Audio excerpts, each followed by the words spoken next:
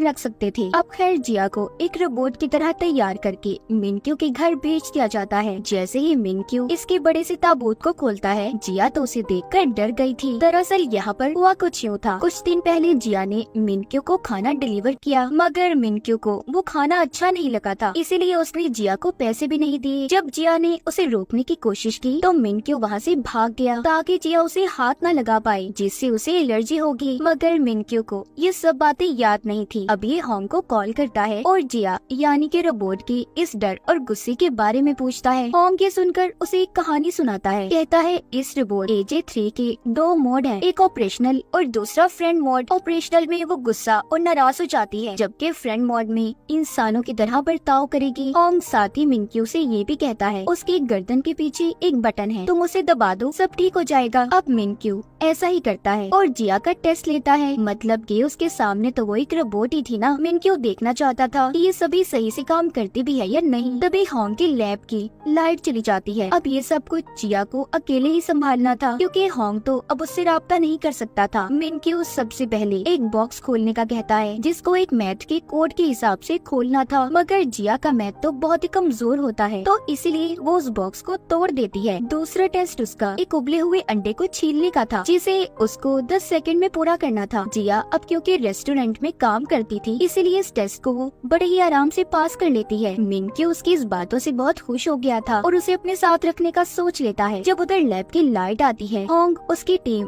जिया के लेंस से जुड़ जाते हैं। वो देखते हैं कि जिया मिनक्यू पर चिल्ला रही थी, क्योंकि वो तो उसकी बैटरी चेक करने के लिए उसकी कमर पर हाथ रखता है। इसीलिए अब मिनक्यू होंग को कॉल करके कहता है, तुम मुझे धोखा दे रहे हो, इस रोबोट की तो बैटरी ही खराब है। वो ये सुनकर कहता है, देखिए ऐसा कुछ नहीं है, और जब भी तुम्हें लगे कि इस रोबोट में कोई प्रॉब्लम है तो तुम इसे मेरे पास ले आना, मैं ठीक कर दूंगा। अगर तुमने उसे हाथ लगाया तो शॉर्ट सर्किट भी हो सकता है।